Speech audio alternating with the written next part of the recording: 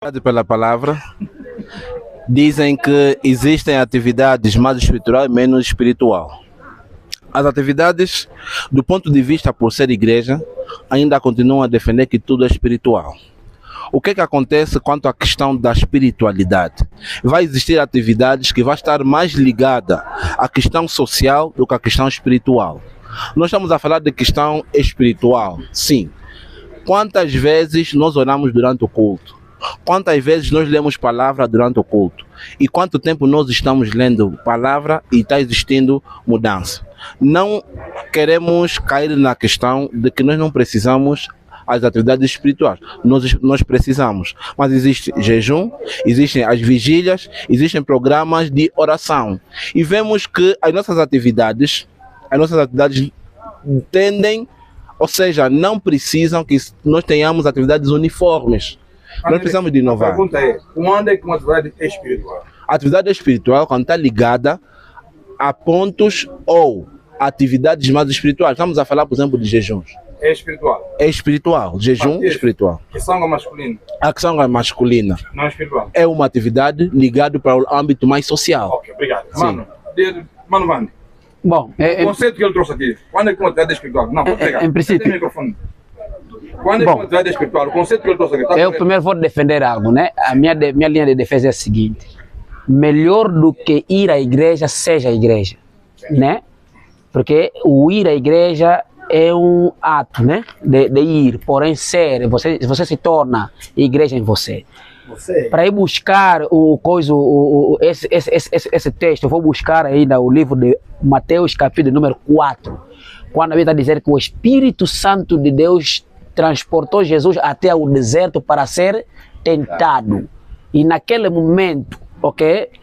E Satanás está a dizer, se tu és filho de Deus, manda que esta pedra se transforme em pão. Jesus tipo dobrou o joelho, estava a orar.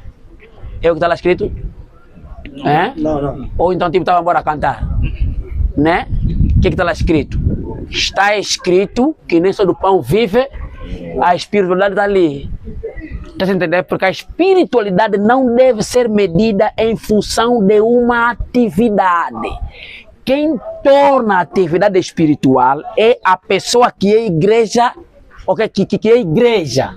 Você entendeu o conceito? Está na pessoa. Na pessoa e não na atividade. Atenção. Para a introdução. Mano, o que tens a dizer? Qual a introdução?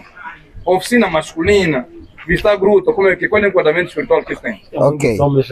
Nós temos definir-se a igreja como conjunto de todos os homens chamados de fora para dentro, formando o corpo de Cristo. Como nosso irmão terminou de afirmar que a espiritualidade vive em nós.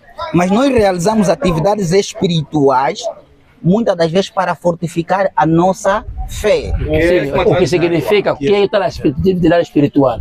Porque jejum não é atividade espiritual. Nós é que determinamos ela como uma atividade espiritual. Porém, não é.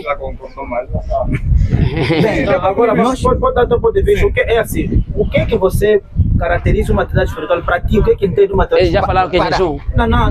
Eu não disse jejum. Nós podemos realizar uma atividade, mas nesta atividade podemos ter o objetivo de... Falo como? De promover a nossa vida espiritual, de aumentar a nossa fé. Quando é que uma atividade espiritual? No final de tudo, mano, a atividade espiritual é quando participa alguém que é espiritual. Você entendeu? Concorda ou discorda? O leite masculino que ele se referiu. O que sangue masculino, sei lá como é que eu posso dizer. Também, no meu ponto de vista espiritual, mano, por mais que é uma atividade ligada ao lado social, mas pelo fato de nós sermos igreja, ok? Nós estamos a dar espiritualidade naquele evento. Por quê? Porque a espiritualidade vai nos obrigar a não fazer aquilo que o outro vai fazer.